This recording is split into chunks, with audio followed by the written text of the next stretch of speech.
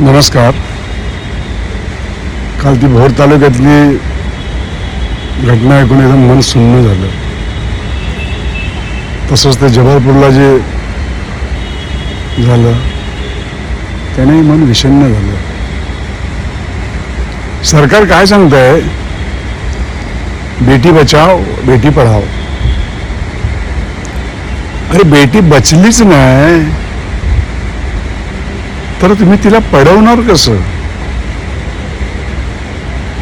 बेटी वाचवायला तुमच्याकडे काय आहे का? तर त्याचं उत्तर नाही असंच येतंय. झालंय कसं? राजकारणी रंगले आहेत निवडणुकात. प्रशासन अडकलाय मलिद्यात. जनतेकडे लक्ष द्यायला वेळ आहे कुणाला?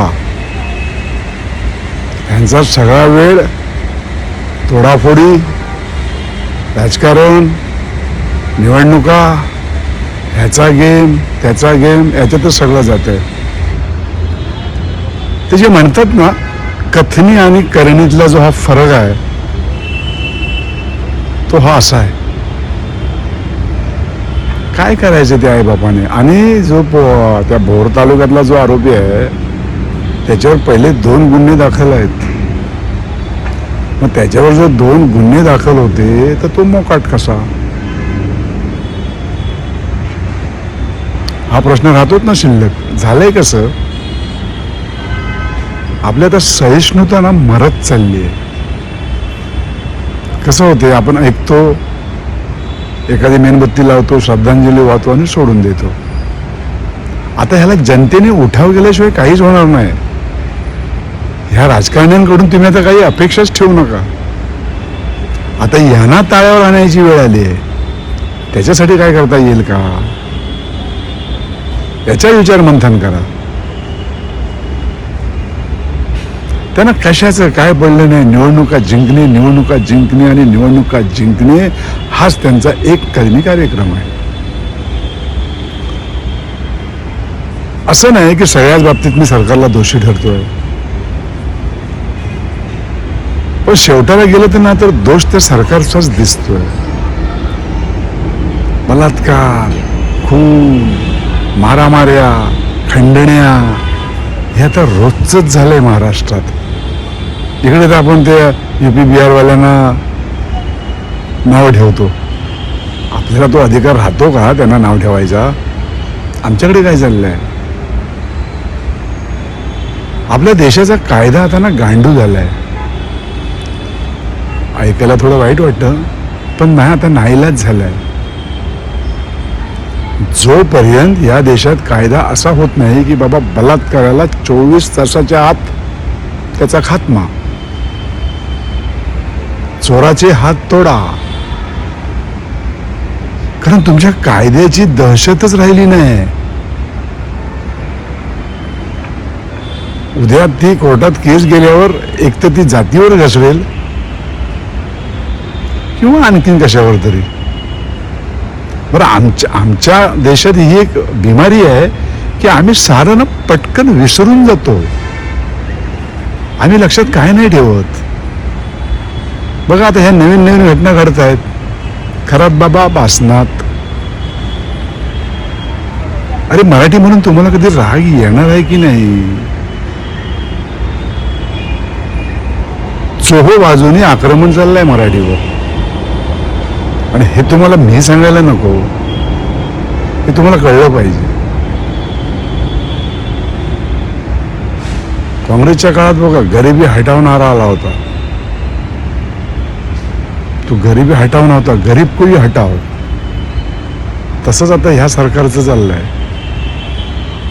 मराठी हटाव. बघा ना ह्यांची पावलं कशी पडतात ती बघा. मराठी माध्यमाच्या शाळा बंद होत आहेत, हे बंद करतायत. त्यांना दारूच्या गुत्त्यात इंटरेस्ट आहे, बारमध्ये इंटरेस्ट आहे. आणि ज्या ज्या गोष्टी बंद झाल्या आहेत ना त्या सगळ्या राजरोषपणे चालू आहेत. जाऊ दे, पण आज तो आपला विषयच नाही. जबलपूरला जी घटना घडली हा किती केअरलेसपणा. हा, काय त्या बाळाचा दोष होता किंवा त्या आईचा दोष काय होता? म्हणजे तुम्ही पैसे कमवता की नाही, तुम्ही पैसे कमवता, मग तुम्ही एक सुरक्षितता म्हणजे लोकांच्या जीवाची हमी का देत नाही? अजित पवारांच्या बाबतीत तेच झालंय. झालं आता लोक थोड्या दिवसांनी तेही विसरतील. एकटा रोहित पवार बोंबलतोय, पण त्याला तशी म्हणावी तशी कोणाची साथ नाही. बरं, तो चुकीचं काहीच बोलत नाही, पण इथे खरं बोलणंच हा जर गुन्हा होणार असेल तर आता प्रत्येकाने आपापली जबाबदारी घ्यावी. अगदीच वाटलं ना तर मग प्रसंगी कायदाही हातात घ्यावा लागेल. मला सांगा, माझ्या समोर जर माझ्या मुलाचं असं काय होणार असेल तर मला तरी जगून काय करायचंय? उडव त्याला, तू निघ, मी मरतो. आणि सरकारला हे असंच हवं आहे. हा, त्या ज्या तिथे ज्या महिला जमल्या होत्या काल, त्यांच्यावर सरकारने लाठीचार्ज केला. अरे ते काय कोणाचं काय घ्यायला आल्या होत्या का? म्हणजे तुम्ही बोलण्याचा पण अधिकार शिल्लक ठेवणार नाही का लोकांचा? नेमकं तुम्ही ठरवलंय काय? आणि कशा पोरी वाचणार? आजची जी परिस्थिती आहे ना, आजची लोकांची लग्न होत नाही, कित्येक लोक आता असेच म्हातारे झाले, त्यांच्या बिचाऱ्यांच्या नशिबी रंडवच मारण्याचा असावं कदाचित. हे असंच होत आहे ना. एक तर 10 वर्षापूर्वीची एक मोठी चूक लोक करत गेले. भ्रूण हत्या, मुलगी असेल तर ती पळून टाकायची, पोरगा असेल तर ठेवायचा. एवढी मोठी पोकळी निर्माण झाली आहे ना, हे उद्या हे सगळं असंच होणार आहे. लोक जीव द्यायला कुठे घाबरतात? नाही घाबरत ना. प्रत्येक रोज काय नाही काय येत आहे. अरे ह्या सरकारची लिंकच मिसिंग आहे. या सरकारची लिंकच मिसिंग आहे. पण हे घडले कशात? मिसिंग लिंकच्या उद्घाटनात. बस, टोल नाका उभा झाला, पैसा कसा येतोय तेच बघायचं. जनतेचं ह्यानं काहीच पडलेलं नाही, असंच आता हे एकंदरीत दिसायला लागलंय. म्हणून प्रत्येकाने आपल्या पोळीबाळी सांभाळावे. सरकारकडून काय अपेक्षा ठेवू नका. आणि पोलीस स्टेशनला एकदा कंप्लेंट केल्यावर जे पुढचे जे दशावतार होतात ना कंप्लेंटदाराचे, ते न बघण्यासारखे असतात.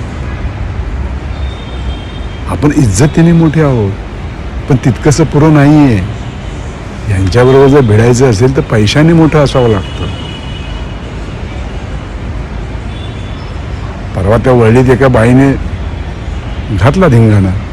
अरे काय चुकीचं केलं तिने? हा, सरकार म्हणून तुम्ही, हातात सगळं तुमच्या, आणि मोर्चा पण करतायत तुम्हीच, ते सुद्धा लोकांना वेठीस धरून. तिने काय चुकीचं केलं? प्रत्येक आई ही असंच करणार. कदाचित जर तुम्हाला शहाणपण असेल ना, तर ती बाई जी तुम्हाला नडली ती एक नांदी समजा. कदाचित नाटकाचा अंक सुरू होणार असेल. म्हणून किमान तुम्ही लोकांना सुरक्षा द्या रे, किमान सुरक्षा द्या. नका पोरी बाई नासवतील असं कायदे कडक करा. की तुमचं आपलं ते नेहमीचं फास्ट ट्रॅक काय होतं त्याच्यामध्ये? वेळ जायचा तेवढा जातो. बरं, ज्याने केले त्याला तुम्ही आधी जिवंत गाडा ना. निदान समोरच्या पार्टीच्या आत्म्याला शांती तर मिळेल. हा, कसल्या केसेस लढवता, कसल्या तारखा देताय, नेमकं चाललंय काय? तुम्हाला म्हणायला सोपं आहे बेटी बचाव बेटी पढाव, बाकी तुमच्याने काहीच होणार नाही. सगळी जुमलेबाजी. तो तास इथेच थांबतो. धन्यवाद.